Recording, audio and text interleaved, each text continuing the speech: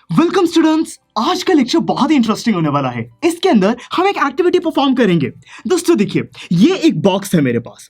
ये जो बॉक्स है इस पे दोस्तों फोर्स ऑफ ग्रेविटेशन तो लग ही रहा होगा, मतलब कि इस बॉक्स का कोई वेट है। वेट क्या होता है? वही फोर्स ऑफ ग्रेविटेशन होता है।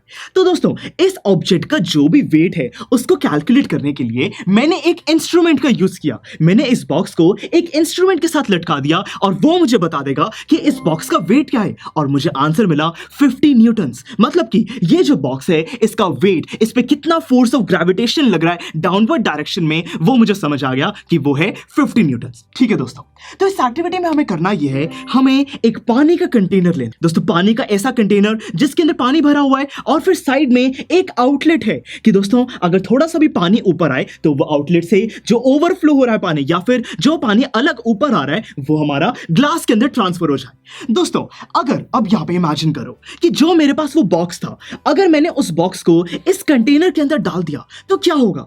दोस्तों सोच के देखिए, अगर आपके हाथ में एक कोल्ड ड्रिंक का ग्लास होता है, उसके अंदर हम आइस डालते हैं तो क्या होता है? दोस्तों जो भी वो कोल्ड ड्रिंक का लेवल होता है वो थोड़ा सा इंक्रीज हो जाता है। तो यहां पर भी वही होगा। जैसे ही हम बॉक्स को डालेंगे, यहां पे कुछ पानी है जो कि ऊपर आएगा, और ऊपर आएगा तो फिर उस आउटलेट से वो ग्लास के अंदर ट्रांसफर हो जाएगा। हमें यह बात समझ आ गई। तो दोस्तों हमने यही चीज की। ये जो बॉक्स था इसको अपने कंटेनर में डाल दिया, पानी के कंटेनर में डाला, और कुछ पानी था जो कि डिस्प्लेस हो गया और हमारे ग्लास के अंदर ट्रांसफर हो गया। तो ये बात तो हमें समझ आ गई।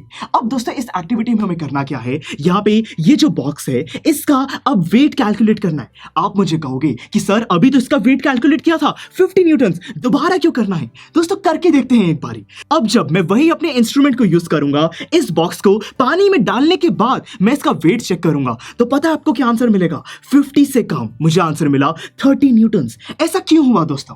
क्या फोर्स ऑफ ग्रेविटेशन यहाँ पे कम हो गया? नहीं स्टूडेंट्स, फोर्स ऑफ ग्रेविटेशन तो उतना ही लग रहा है। अब अगर उतना ही फोर्स लग रहा है हमारा डाउनवर्ड डायरेक्शन में, फिर भी जो वेट है वो कम हो गया। ऐसा क्यों हुआ? दोस्तों एक पॉसिबिलिटी ये हो सकती है कि यहां पे ऑपोजिट डायरेक्शन में कोई फोर्स लग रहा है, जिससे कि फोर्स ऑफ ग्रेविटेशन का जो इंपैक्ट है वो थोड़ा कम हो गया।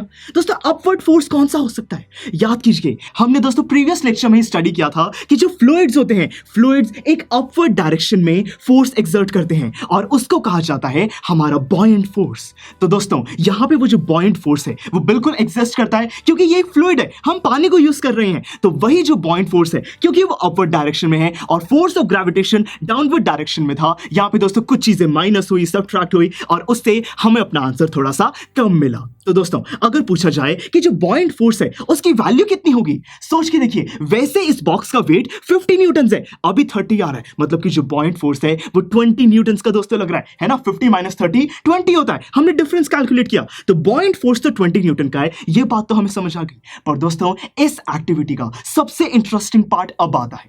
अब दोस्तों वो जो कंटेनर से पानी डिस्प्लेस हुआ था, हमारे ग्लास के अंदर ट्रांसफर हो गया था, अगर अब आप उस ग्लास के अंदर जो पानी है उसका वेट कैलकुलेट करोगे तो पता है वो क्या आएगा?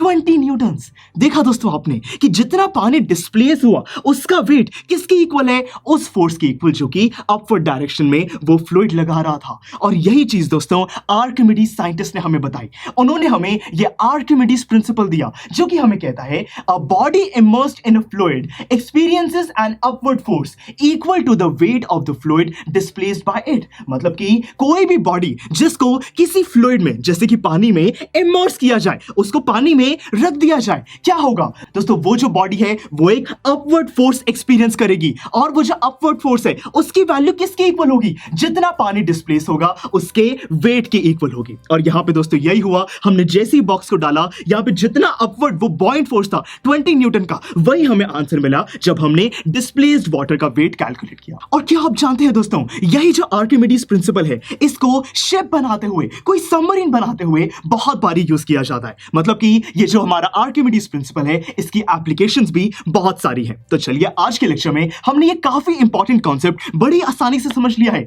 मिलते हैं अगले लेक्चर में, जिसके अंदर हम इसी तरीके से बात करने वाले हैं रिलेटिव डेंसिटी के बारे में। ये भी काफी आसान टॉपिक है। नेक्स्ट लेक्चर में इसको समझते हैं। See you in the next lecture.